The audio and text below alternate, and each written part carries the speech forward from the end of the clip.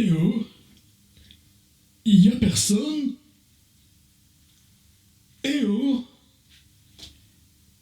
il y a personne? Il arrive. Tiers livre, atelier d'écriture, été 2016, c'est le 8.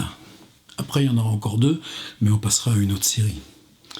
Donc, ça s'appelait Back to Basics. L'idée étant de travailler un petit peu sur des fondamentaux du récit. Évidemment, ça ne s'est pas passé du tout comme je le pensais. C'est le drame de tous les ateliers d'écriture, en fait.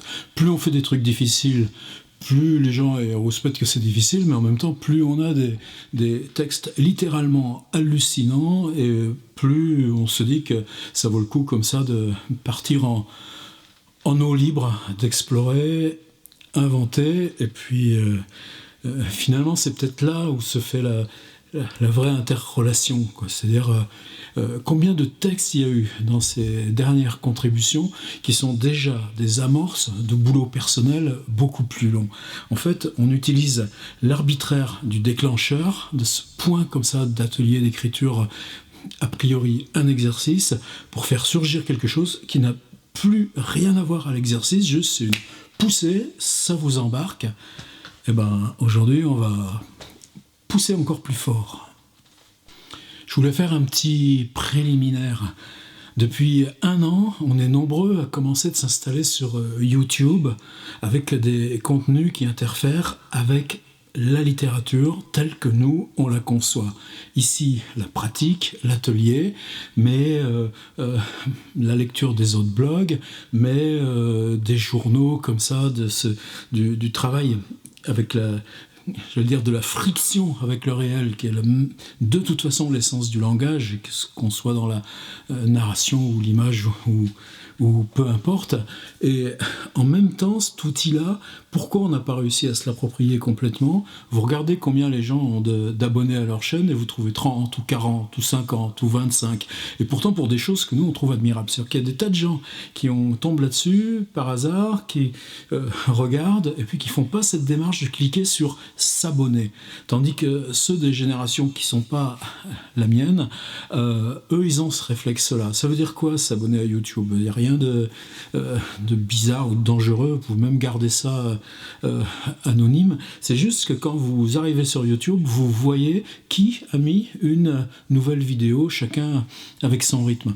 D'autre part, vous pouvez commenter, et nous, la rançon, c'est que ces abonnements, c'est ça qui nous sert à propulser, casser les cloisons, diffuser.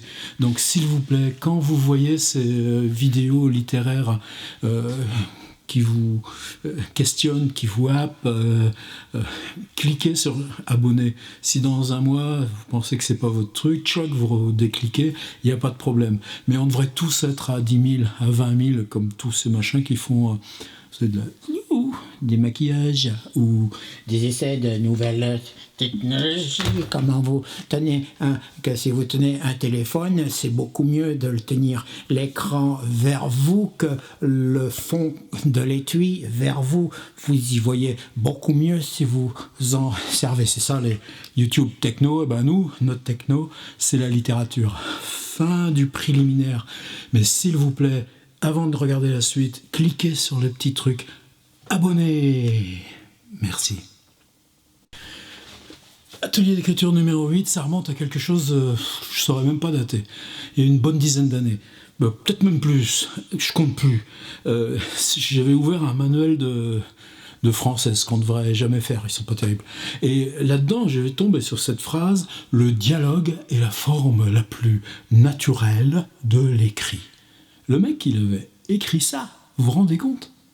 Le dialogue est la forme la plus naturelle de l'écrit.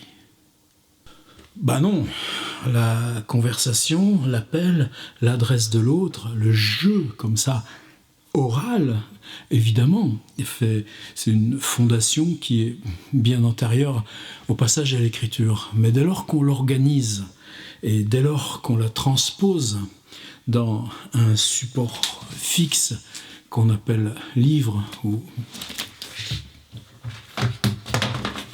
livre numérique, c'est pareil, ce que vous voulez, et que c'est celui qui lit, le lecteur, qui reconstitue cette chose vivante, comme ça, organisée sur un temps de ce qui s'adresse à l'autre et lui revient, ben non, c'est pas naturel, c'est de l'art. Et justement, pour ce qui est de l'écriture, c'est peut-être le plus funambule de notre art. Donc aujourd'hui, c'est séance dialogue. J'en ai sorti un de bouquin. J'ai pris juste Stendhal, La Chartreuse de Parme, que j'ai lu quand j'étais en quatrième. C'était la belle année 1967. J'ouvre au hasard, en voilà un. Une lieue avant d'arriver à Milan, Fabrice dit qu'il allait voir son oncle et prit congé des dames. Dit que, et pris, annonce d'une conversation qu'on n'entend pas, suivie d'une action, mais qui comporte aussi des paroles à venir, prendre congé, tirer. Si jamais je me tire d'affaire, dit-il à Clélia, j'irai voir les beaux tableaux de Parme. Alors daignerez-vous vous rappeler ce nom, Fabrice del Dongo? Bon, dit la comtesse, voilà comme tu sais garder l'incognito. Mademoiselle, daignez vous rappeler que ce mauvais sujet est mon fils et s'appelle Pietranera et non del Dongo. Et ça continue, après ça parle le soir, fort tard, etc. Ça a l'air tout con, ça a l'air banal. Vous voyez la situation. Il y a déjà au moins 3 personnages. Clélia Conti, la comtesse qui est Sanseverina et Fabrice del Dongo. Ce que Fabrice adresse à Clélia, on n'entend pas la réponse de Clélia, et de même, ce que la comtesse lance s'adresse aussi à Clélia, et donc de dialogue triangulaire, on a 2 choses qui vont comme ça vers un interlocuteur qui reste muet. Vous pouvez ouvrir Stendhal à n'importe quel endroit. Il n'y a pas un dialogue comme ça qui n'est pas une espèce de mise en scène, de construction dissymétrique, asymétrique, et là, vous aurez tout compris. Faire des ateliers d'écriture avec dialogue ou pour aller ou pour construire du dialogue, on a tous nos petites recettes, tous nos petits outils, tous nos exercices. Évidemment, il y en a qui marchent moins bien. Évidemment, c'est des choses où on progresse aussi un petit peu à l'ancienneté, mais ça manque pas. Peut-être certains d'entre vous, les abonnés, ont-ils téléchargé ce livre aussi que je diffuse qui s'appelle Outils du roman, que j'ai fait exprès comme ça avec une suite de techniques plutôt à l'américaine, ce qui est un exercice que je considère comme le plus génial. C'est une scène de conversation, mais où on n'entend aucune parole. Donc c'est un dialogue, mais j'ai appelé ça dialogue avec personne qui parle. Je vous assure que comme approche du dialogue dans le récit, c'est ce que j'ai trouvé de mieux. Mais bon, on l'a déjà expérimenté ici sur le site, et donc je voulais partir sur autre chose. Dans le même ordre d'idées, ce qui marche pour moi, un des trucs pour moi dont je me sers constamment en atelier d'écriture, c'est ce fabuleux livre très mince de Charles Julier qui s'appelle Rencontre avec Samuel Beckett. Vous savez que Charles Julier publie depuis très longtemps chez POL son journal par une sorte de discrétion. Il a enlevé du journal publié 4 passages, et ces passages qui font chacun une petite dizaine de pages, c'est une suite de rencontres avec Samuel Beckett, alors qu'il n'est qu'étudiant et qu'il prend contact comme ça, 24 octobre 1968. 5 ans passent parce que Beckett a eu le prix Nobel et Julier est intimidé, 29 octobre 73, mais lui-même publiant un premier texte, tient à le reprendre contact, ne serait-ce que pour lui offrir, ça fait une dizaine de pages, une troisième le 14 novembre 1975 et la dernière 11 novembre 1977. Je ne veux pas m'embarquer sur Charles, ça nous embarquerait trop loin, mais c'est évidemment quelqu'un qu'on est nombreux à considérer comme un auteur de premier plan. Qu'est-ce qu'il note dans ses rencontres avec Samuel Beckett? La moindre chose que dit Beckett. Oui, mais comment allez-vous? Ces petites chevilles, il les respecte, il en fait une musique, il les prend comme incises, comme matière, comme dynamique cinétique de comment on se saisit, comment on installe même une expression la plus brève, et il la respecte. Par contre, ce que lui il dit, ça ne l'intéresse pas. D'une part, il doit s'en souvenir, et puis d'autre part, le travail du journal, c'est un travail sur l'autre, de l'autre, vers l'autre. Juliet, donc, nous présente des scènes où deux hommes sont face à face, pas toujours, parce que, par exemple, une scène admirable, il raconte que quand Beckett l'écoute, quand lui parle, Beckett, quand ils sont tous les deux, Beckett se tient toujours de profil. Et si Beckett parle, il parle en s'adressant comme ça au lointain de la pièce à la perpendiculaire. Par contre, si Juliet parle, à ce moment-là, il se retourne et il le regarde. Et c'est ça que construit Charles Beckett, et Charles Juliet. Il va parler de la Manche et puis les petits brins de laine qui sont effilés à ce moment-là. Il va parler du visage et des traits sur le visage.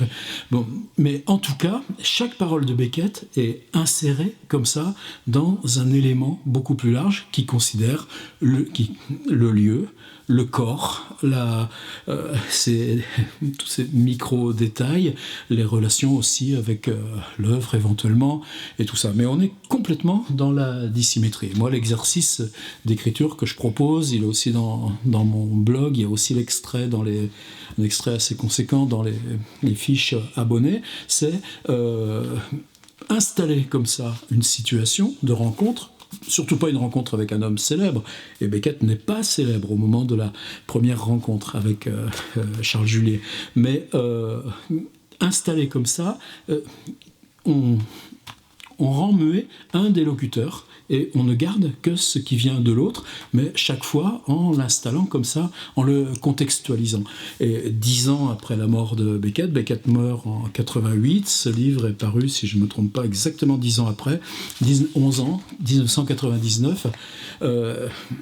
Maintenant que la question de la discrétion ne se pose plus, Charles Juliet reprend les 4 scènes de journal et en fait ce petit livre tout à fait exceptionnel. Voilà pour moi un exemple typique de travail sur le possible, comme ça, pour en atelier d'écriture, dès le collège ou lycée ou ce que vous voulez, travailler sur le dialogue, comprendre comment ça marche le dialogue.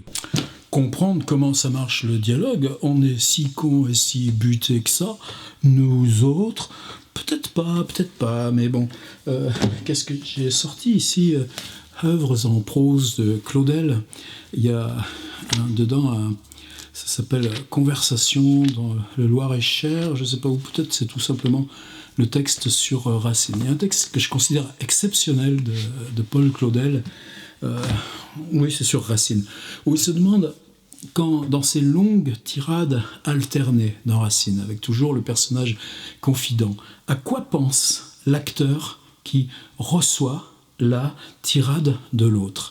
Et que fait l'acteur, qu'est-ce qu'il marque sur le plateau pendant la tirade de l'autre? Vous savez que c'est complètement essentiel dans le théâtre, c'est-à-dire que ce qui se passe sur le plateau, c'est pas simplement celui qui parle et qui dirait quelque chose au spectateur, tandis que les autres à ce moment-là seraient mis provisoirement en repos. C'est l'activité même de la tension entre les personnages qui devient comme ça résonance, qui peut se projeter en avant vers la salle ou le public. Et là, pour moi, vous voyez, ce premier point, c'est Claudel. C'est-à-dire l'activité, aussi bien mentale et corporelle, qui est mise en route quand on reçoit la parole de l'autre. Vous voyez, on est sur une question, non pas d'énonciation, mais une question de temporalité. Et c'est ça qu'on va suivre et qu'on va pousser plus loin. Pousser plus loin. Après, j'arrêterai de monter des bouquins, mais là, j'en ai quand même un qui me tient à cœur, c'est que Bernard-Marie Coltès est décédé en avril 1989.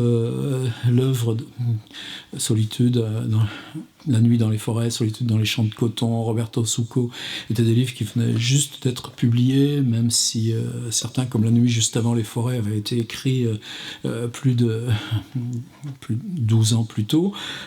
Et après sa mort, je ne sais pas combien de important. Ce bouquin date de 1999, donc là encore 10 ans après la mort de Bernard. Minuit rassemble ce qui pour moi était passé complètement inaperçu, alors que Koltès n'était pas pour moi un inaperçu, rassemble les entretiens qu'il avait donnés ici et là à des revues de théâtre, la plupart, je sais pas. Masque, Théâtre Heute, Le Guêpier, Le Monde, Le Soir, Théâtre Public, Le Quotidien de Paris, Le Républicain Lorrain, Die Tageszeitung, l'événement du jeudi, peu importe. Et ce qui est génial dans ce livre, c'est que la conscience qu'a Koltès de son travail, je pense, ne nous était pas perceptible, et en partie ne lui était pas perceptible à lui non plus. Mais en même temps, dans cette intuition que la question ne colle pas, que ce qu'on lui demande n'exprime pas ce qui le meut et ce qui la mène comme ça à cette confrontation directe à la langue, il répond par des tas de choses concernant le quotidien du travail. Par exemple, sur la vitesse d'écriture, la nécessité de la vitesse et comment on anticipe mentalement la lancer dans l'écriture, comment on retient pour que ça puisse s'écrire vite, chose qu'on trouve des textes de Saint-Simon aussi, comme ça, la toute fin des mémoires de Saint-Simon on parle aussi. Il y a quelque chose d'hallucinant comme ça dans ce livre, c'est quand Koltès explique que quelle que soit la réplique, si la réplique c'est « oui, point », vous savez qu'on sait avec Camille Laurence que sur les 12 ou 14 tragédies de Racine, il y en a 6 qui commencent par le mot « oui, point », Andromaque par exemple.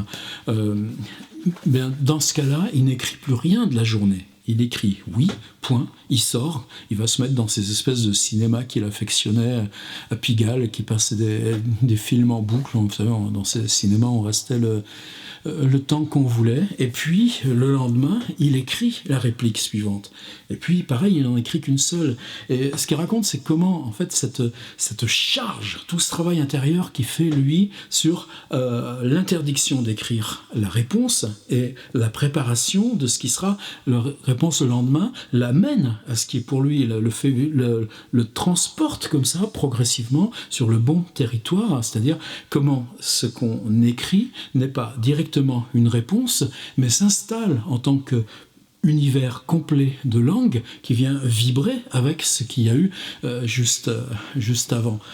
Koltès le développe à d'autres moments, cette question, non pas simplement sur cette technique, mais sur le fait que fondamentalement au théâtre, le temps d'énonciation du premier locuteur est évidemment un temps d'écoute, un temps d'activité mentale intense de celui qui l'écoute, et que donc quand le deuxième locuteur à son tour renvoie quelque chose, il ne s'agit pas de quelque chose qui répond à là où s'est arrêté le premier, c'est qu'est-ce qu'on repart vers le premier de cette activité qui s'est développée tout le temps de la première réplique. Et là, je pense qu'on peut commencer à comprendre le dialogue.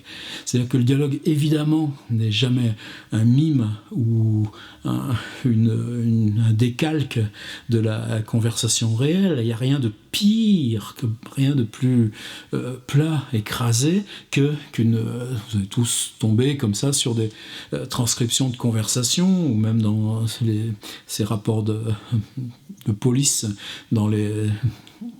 pensez à comment ça peut être décalé comme ça dans l'inquisiteur de Robert Pinger, ou ses comptes rendus de procès, etc.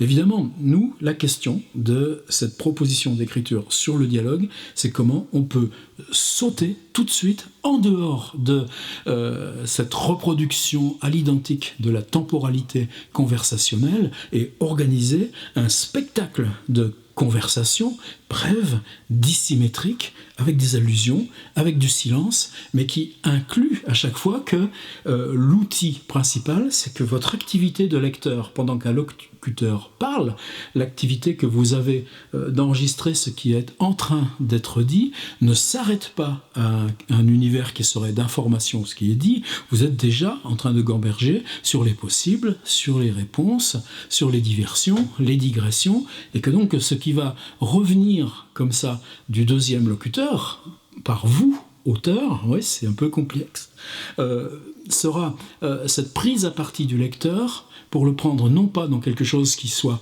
l'évidence de la réponse, mais quelque chose qui soit une distorsion, une déformation, un à côté de ces choses qui seraient attendues et qui tomberaient. Maintenant, si vous voulez faire une petite pause et reprendre la vidéo après, allez ouvrir n'importe quel bouquin de Daube et vous verrez bien que ces choses-là, ils s'en préoccupent pas tellement, mais justement, nous, on s'en préoccupe.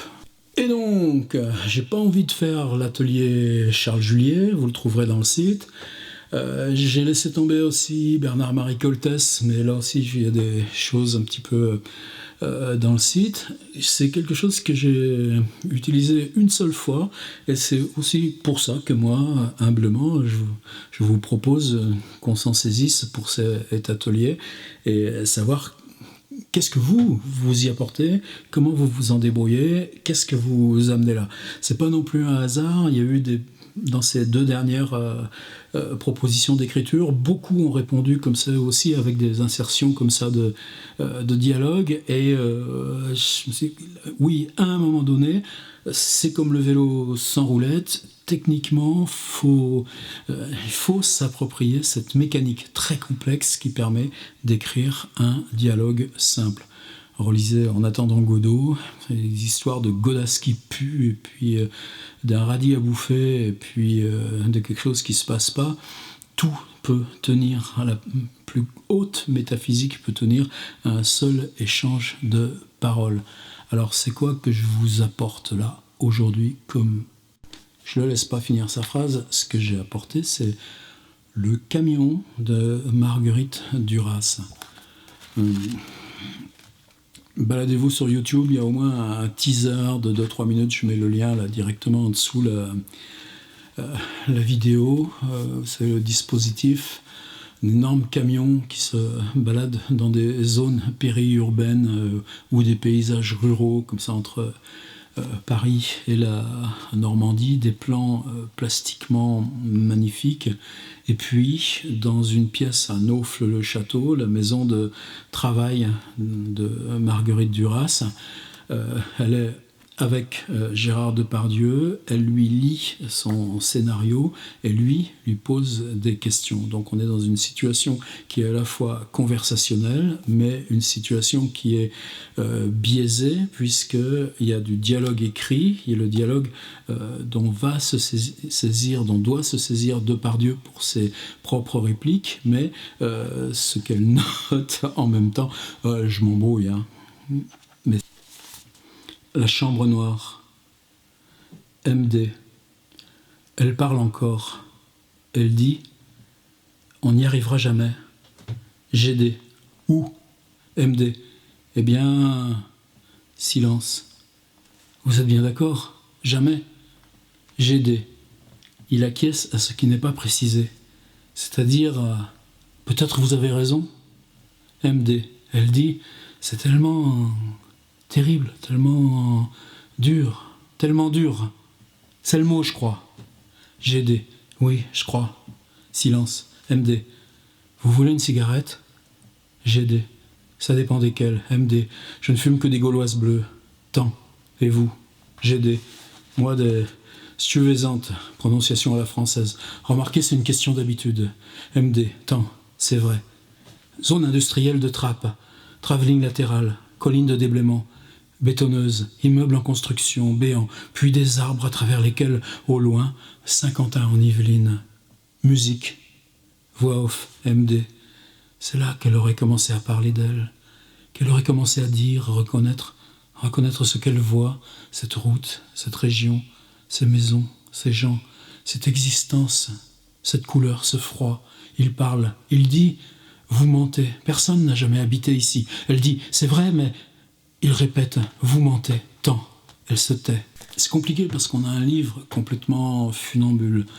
On a cette voix off de Duras qui elle-même rend compte d'un dialogue. Et ce dialogue, il est en même temps la trace de celui qui s'élabore en direct, mais qui est aussi écrit avec ces répliques de Depardieu et puis cette espèce d'aporie du langage sur ces je crois, mais, eh bien, et en même temps, et cette espèce de contenu fort du monde qui arrive comme ça, uniquement par ces passages sur ce camion qui défile, dans quel paysage il défile, qu'est-ce qu'on dit de ce paysage, quelquefois, c'est genre... Alors où on en est avec ça ? Il y en a plein qui vont protester parce que, est-ce que ça s'appelle consigne d'écriture ? Eh ben, j'en sais rien, ça s'appelle exploration, ça s'appelle dérive. Vous savez, cette phrase magnifique de Pascal, aller sur la mer, passer sur une planche, travailler pour l'incertain. On va travailler pour l'incertain à partir de Marguerite Duras. Pourquoi ce texte me hante comme ça et avec ce mystère Duras que ce livre existe en tant que livre, c'est qu'il est composite, il y a cette chose qui s'appelle le camion.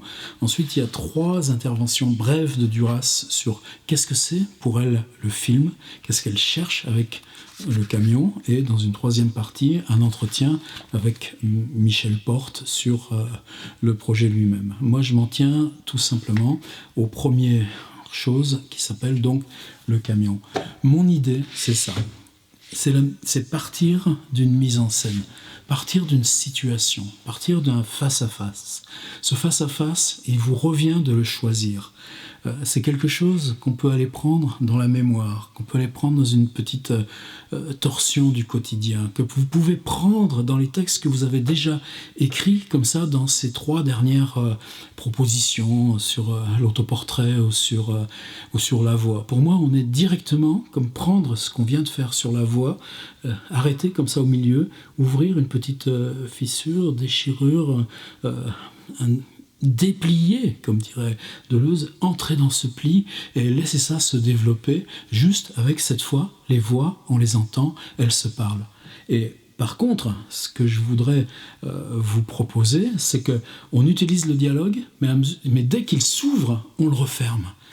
C'est ça qui va être la consigne précise, c'est-à-dire qu'on laisse venir des voix, on crée cette tension, on la crée comment ? Parce qu'on développe la situation, on développe le lieu, on développe le personnage. Je pensais à ce que je racontais de ces rencontres avec Samuel Beckett et Charles Julier, c'est-à-dire à quel moment intervient le fait que Beckett, quand il regarde Charles Julier, mais s'il a quelque chose à dire, il tourne la tête comme ça et parle ici, et que en même temps, dans ce que lui regarde, c'est pas les yeux de Beckett, il pourrait pas, mais sur la veste, il y a une espèce de pull de laine, on est en novembre, et puis que des petits fils de laine, comme ça, s'effilochent de la manche du pull-over, et puis c'est ça qu'on va noter. On note ça, et puis là viennent, non pas comme ça, que le dialogue, c'est pour ça que Duras, elle est géniale, et que dans le petit extrait, vous allez voir, elle dit, dans cette espèce de tautologie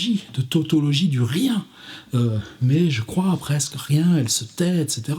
Mais dans ces choses comme ça, qui surnagent de la presque mutité ou de la presque tautologie de ce qui est dit, il y a tout, la musique, la posture, l'attente, la tension entre les personnages, et justement la phrase, ce qui s'échange, ce qui vient, ce qui passe par le dialogue est complètement, j'allais dire, déchargé, est complètement allégé de tous ces éléments de signifiance qui font le gros fond, qui font la masse du récit.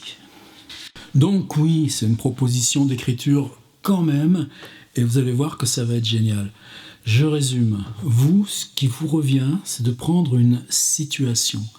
Vous savez où la prendre, et si vous ne savez pas où la prendre, dans la mémoire, dans la biographie, dans une rencontre de hasard, j'en sais rien, c'est pas la question. Combien on a comme ça de ces périodes où on peut passer par le trouble d'une rencontre, d'une conversation, le peu de temps que ça a duré, le peu de choses qui se sont échangées. Mais ce point-là, même si vous n'en avez que 2 ou 3 comme ça qui vous reviennent, en isoler une. Et si vous n'avez pas où la prendre, relisez donc vos précédentes contributions à cet atelier. Et là, le travail d'écriture, bien sûr, c'est le dialogue qui vise, bien sûr, c'est la compréhension du dialogue, mais justement, c'est comprendre comment le dialogue a le droit de ne pas porter sa propre importance. Comment le dialogue va surgir en tant que musique, en tant que lancée de parole, en tant qu'écho de parole, en tant que non-dit de cette parole. Peut-être qu'il n'y en aura qu'un seul qui va parler. Peut-être que vous allez noter aussi le silence et toute cette tension et tout ça. Et par contre, comment vous allez faire pour maintenir le flux, maintenir l'énergie. Et cette énergie, vous en faudra d'autant plus que le dialogue en dira peu. Eh bien, c'est en reconstruisant. On est dans une voiture. Bon, qu'est-ce qu'on voit ? Évidemment, là, je suis pas loin du camion. Mais imaginez tout simplement une conversation en voiture. Et il se passe des choses importantes. On se dit des choses importantes.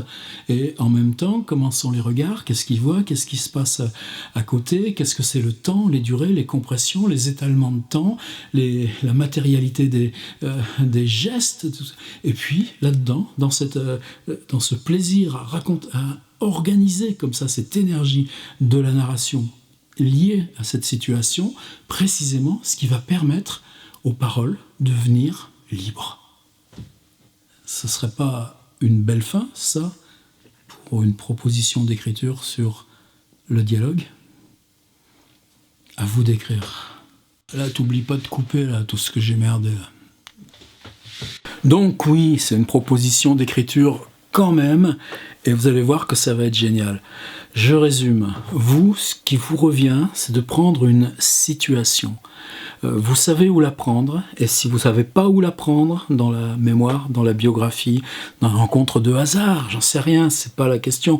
Combien on a comme ça de ces périodes où on peut passer par le trouble d'une rencontre, d'une conversation, le peu de temps que ça a duré, le peu de choses qui se sont échangées. Mais ce point-là, même si vous n'en avez que 2 ou 3 comme ça qui vous reviennent, en isoler une. Et si vous n'avez pas où la prendre, relisez donc vos précédentes contributions à cet atelier. Et là, le travail d'écriture, bien sûr, c'est le dialogue qui vise, bien sûr, c'est la compréhension du dialogue, mais justement, c'est comprendre comment le dialogue a le droit de ne pas porter sa propre importance. Comment le dialogue va surgir en tant que musique, en tant que lancée de parole, en tant qu'écho de parole, en tant que non-dit de cette parole. Peut-être qu'il n'y en aura qu'un seul qui va parler. Peut-être que vous allez noter aussi le silence et toute cette tension et tout ça. Et par contre, comment vous allez faire pour maintenir le flux, maintenir l'énergie, et cette énergie, vous en faudra d'autant plus que le dialogue en dira peu, eh bien, c'est en reconstruisant. On est dans une voiture. Bon, qu'est-ce qu'on voit ? Évidemment, là, je suis pas loin du camion, mais imaginez tout simplement une conversation en voiture. Et il se passe des choses importantes, on se dit des choses importantes. Et en même temps, comment sont les regards ? Qu'est-ce qu'ils voient ? Qu'est-ce qui se passe à côté ? Qu'est-ce que c'est le temps, les durées, les compressions, les étalements de temps, la matérialité des gestes, et puis là-dedans, dans ce plaisir à organiser comme ça cette énergie de la narration liée à cette situation, précisément ce qui va permettre aux paroles de devenir libres. Ce ne serait pas une belle fin, ça, pour une proposition d'écriture sur le dialogue ? À vous d'écrire. Donc oui, c'est une proposition d'écriture quand même, et vous allez voir que ça va être génial. Je résume. Vous, ce qui vous revient, c'est de prendre une situation. Vous savez où la prendre, et si vous ne savez pas où la prendre, dans la mémoire, dans la biographie, dans la rencontre de hasard, j'en sais rien, c'est pas la question. Combien on a comme ça de ces périodes où on peut passer par le trouble d'une rencontre, d'une conversation, le peu de temps que ça a duré, le peu de choses qui se sont échangées. Mais ce point-là, même si vous n'en avez que 2 ou 3 comme ça qui vous reviennent, en isoler une. Et si vous n'avez pas où la prendre, relisez donc vos précédentes contributions à cet atelier. Et là, le travail d'écriture, bien sûr, c'est le dialogue qui vise, bien sûr, c'est la compréhension du dialogue, mais justement, c'est comprendre comment le dialogue a le droit de ne pas porter sa propre importance. Comment le dialogue va surgir en tant que musique, en tant que lancée de parole, en tant qu'écho de parole, en tant que non-dit de cette parole. Peut-être qu'il n'y en aura qu'un seul qui va parler. Peut-être que vous allez noter aussi le silence et toute cette tension et tout ça. Et par contre, comment vous allez faire pour maintenir le flux, maintenir l'énergie, et cette énergie, il vous en faudra d'autant plus que le dialogue en dira peu, eh bien, c'est en reconstruisant.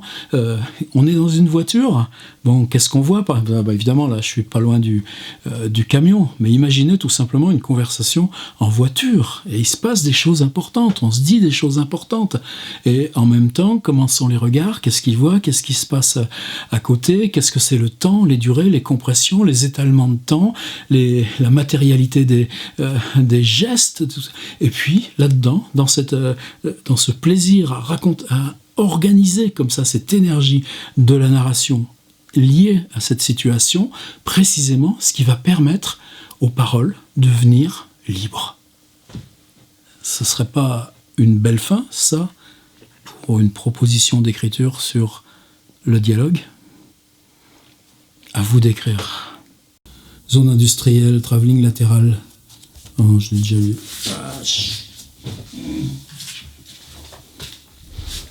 Là, t'oublies pas de couper là, tout ce que j'ai merdé là.